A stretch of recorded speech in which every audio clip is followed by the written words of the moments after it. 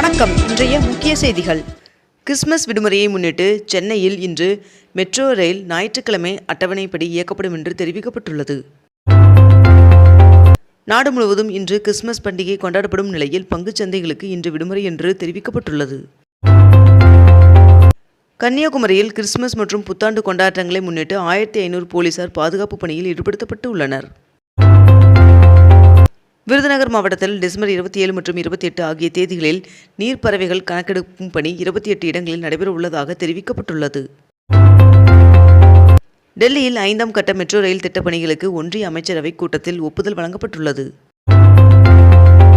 தமிழ்நாடு உட்பட 11 மாநிலங்களில் யூனியன் பிரதேசங்களிலும் 3,68,00,000 வாக்காளர்கள் நீக்கப்பட்டுள்ளதாக தகவல் வெளியாகியுள்ளது.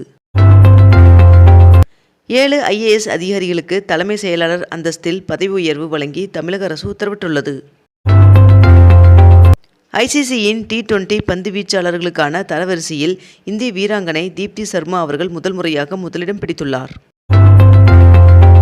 ராஜஸ்தானி அசோசியேஷன் தமிழ்நாடு சார்பில் தமிழக அரசின் முன்னாள் தலைமை செயலாளர் சிவ்தாஸ் மீனா அவர்களுக்கு ராஜஸ்தான் ஸ்ரீ விருது வழங்கப்பட்டது.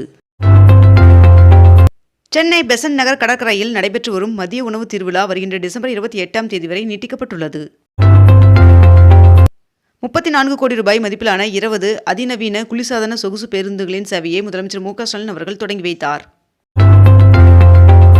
தமிழகத்தை சேர்ந்த 2 அடல் அறக்கட்டளை விருது பெற்றுள்ளனர்.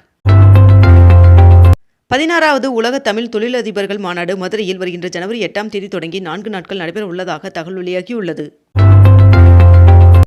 74 கோடி ரூபாயில் சென்னை மாநகராட்சியின் புதிய மன்ற கூட்டம் அமைப்பதற்கு முதலமைச்சர் மு க ஸ்டாலின் அவர்கள் அடிக்கல் நாட்டினார். பாளையங்கோட்டையை அடுத்த ரிட்டியார் மலைப்பகுதியில் அமைக்கப்பட்டுள்ள அருங்காட்சியகத்தில் முதல் நாளில் 1700 பேர் பார்வையிட்டனர் என்று தெரிவிக்கப்பட்டுள்ளது. செங்கம் அருகே ஜவ்வாது மலை வழியாக மலை கிராம மக்களுக்கு 123 கோடி ரூபாய் செலவில் சாலை விரிவுபடுத்தும் பணியை அமைச்சர் ஏவா வேலு அவர்கள் தொடங்கி வைத்தார். சென்னை கொளத்தூர் வண்ண மீன் வர்த்தக மையத்தில் வண்ண மீன் வர்த்தக திருவிழா வருகின்ற 27 மற்றும் 28 என்ற 2 நாட்கள் நடைபெற உள்ளதாக சென்னை மாவட்ட ஆட்சியர் தெரிவித்துள்ளார். தமிழகத்தில் வாக்காளர் பட்டியலில் பெயர் சேர்த்தல் நீக்கம் மற்றும் திருத்தங்களுக்கான சிறப்பு முகாம் வருகின்ற டிசம்பர் 27, 28 மற்றும் ஜனவரி 3 மற்றும் 4 ஆகிய தேதிகளில் நடைபெற உள்ளதாக தெரிவிக்கப்பட்டுள்ளது. 22 கேரட் ஆபண தங்கத்தின் விலை சவரனுக்கு 240 ரூபாய் அதிகரித்து 1 சவரன் 1,02,400 ரூபாயாகவும் 1 கிராம் 12,800 ரூபாய்க்கும் விற்பனை செய்யப்பட்டு வருகிறது. இதனைத் தொடர்ந்து 1 கிராம் வெள்ளியின் விலை கிராமிற்கு 10 ரூபாய் அதிகரித்து 1 கிராம் வெள்ளி 244 ரூபாய்க்கு விற்பனை செய்யப்பட்டு வருகிறது. தமிழகத்தில் மதம் சார்ந்த கட்டிடங்களுக்கு NOC தேவையில்லை என்று முதலமைச்சர் மு க ஸ்டாலின் அவர்கள் தெரிவித்துள்ளார். சென்னையில் 32 கோடி ரூபாய் செலவில் புதுப்பிக்கப்பட்ட விக்டோரியா அரங்கத்தை முதலமைச்சர் மு க ஸ்டாலின் அவர்கள் திறந்து வைத்துள்ளார். வாக்காளர் திருத்தப் பணிகள் சென்னையில் இன்று முதல் வருகின்ற ஜனவரி 18ஆம் தேதி வரை நடைபெறும் என்று அறிவிக்கப்பட்டுள்ளது. வளிமண்டல கீழடுக்கு சுழற்சியின் காரணமாக தமிழகத்தில் பரவலாக இன்று முதல் 28ஆம் தேதி வரை மிதமான மழை பெய்ய வாய்ப்புள்ளதாக வானிலை மையம் தகவல் தெரிவித்துள்ளது. தாவேகாவின் தூத்துக்குடி மத்திய மாவட்ட செயலாளராக சாமுவேல் ராஜ் அவர்கள் நியமனம் செய்யப்பட்டுள்ளார்.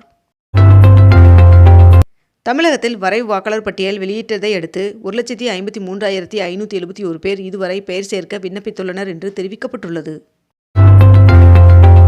திருச்சி ஸ்ரீரங்கர் ரங்கநாதர் சுவாமி கோவிலில் சொர்க்கவாசல் திறப்பை முன்னிட்டு வருகின்ற 30ஆம் தேதி திருச்சி மாவட்டத்திற்கு உள்ளூர் விடுமுறை அறிவிக்கப்பட்டுள்ளது. சென்னை கிளாம்பாக்கத்திலிருந்து ஊரப்பாக்கம் வழியாக செட்டிப்புண்ணியம் வரை 18.4 கிலோமீட்டர் நீளத்திற்கு புதிய உயர்மட்ட விரைவு சாலை அமைக்க தமிழக அரசு அதிகாரப்பூர்வமாக அனுமதி வழங்கியுள்ளதாக தகவல் வெளியாகியுள்ளது. டெல்லியில் வருகின்ற 26ஆம் தேதி முதல் 28ஆம் தேதி வரை 5வது தேசிய மாநாடு நடைபெற உள்ளது. மேலும் இம்மாநாட்டை பிரதமர் நரேந்திர மோடி அவர்கள் தலைமை தாங்குகிறார் என்றும் தகவல் வெளியாகியுள்ளது. திருப்பதி ஏழுமலையான் சுவாமி கோவிலின் சொர்க்கவாசல் வழியாக 10 நாட்கள் 90% இலவச தரிசனத்தில் பக்தர்கள் அனுமதிக்கப்படுவார்கள் என்று தகவல் வெளியாகியுள்ளது. புதுச்சேரியில் மாற்றுத்திறனாளிகளுக்கான உதவித்தொகை 4,700 ரூபாயிலிருந்து 5,700 ரூபாயாக உயர்த்தி வழங்கப்படும் என்று புதுச்சேரி முதலமைச்சர் ரங்கசாமி அவர்கள் அறிவித்துள்ளார்.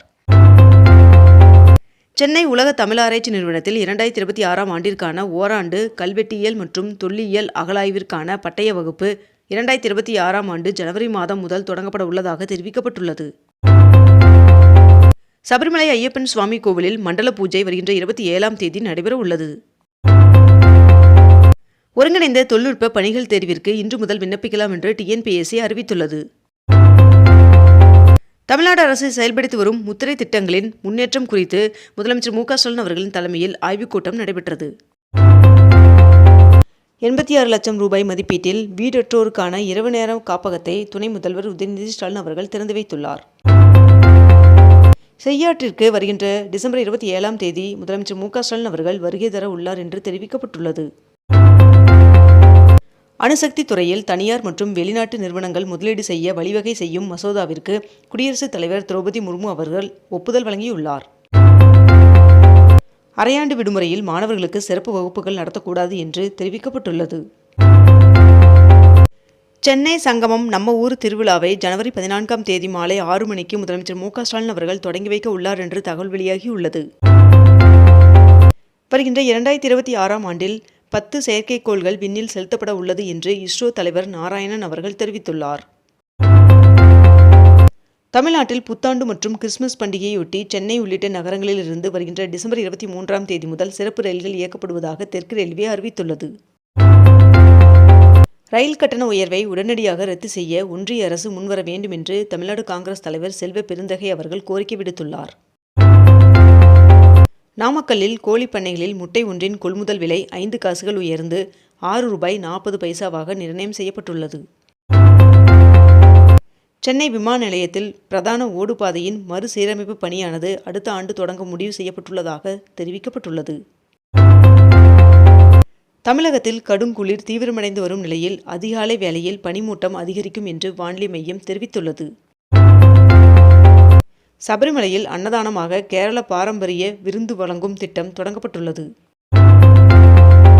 குடியரசுத் தலைவர் ஒப்புதல் வழங்கிய நிலையில் ராம்ஜி சட்டத்திற்கு எதிராக நாடு தழுவிய போராட்டம் வருகின்ற 27ஆம் தேதி நடக்கும் என்று காங்கிரஸ் செயற்குழுவில் முடிவு செய்யப்பட்டுள்ளதாக தகவல் வெளியாகியுள்ளது. சென்னை மாநகர பகுதிகளில் நடைபாதை வியாபாரிகளுக்கு கட்டணம் வசூலிப்பு மற்றும் விற்பனை சான்று வழங்க சென்னை மாநகராட்சி முடிவு செய்துள்ளதாக தகவல் வெளியாகியுள்ளது. 9 புதிய காவல் நிலையங்கள் மற்றும் புதிதாக உருவாக்கப்பட்ட 3 காவல் உட்கோட்டங்களை முதலமைச்சர் மு.க.ஸ்டாலின் அவர்கள் திறந்து வைத்துள்ளார். ஒலிம்பிக் போட்டியில் தங்கம் வெல்லும் கர்நாடக வீரர் வீராங்கனைகளுக்கு தலா 6 கோடி ரூபாய் பரிசு வழங்கப்படும் என்று கர்நாடக முதலமைச்சர் சித்தராமையா அவர்கள் அறிவித்துள்ளார். இந்தியா நியூசிலாந்து இடையே தடையற்ற வர்த்தகம் மேற்கொள்ள இரு நாடுகளும் ஒப்பந்தம் செய்து கொண்டுள்ளன என்று தெரிவிக்கப்பட்டுள்ளது. இத்துடன் இன்றைய தலைப்புச் செய்திகள் நிறைவடைகின்றன. மேலும் இதுபோன்ற அண்மை தகவல்களை உடனுக்குடன் தெரிந்து கொள்ள அக்னிபூ சேனலை சப்ஸ்கிரைப் செய்து கொண்டு தொடர்ந்து இணைந்திருங்கள். நன்றி, வணக்கம்.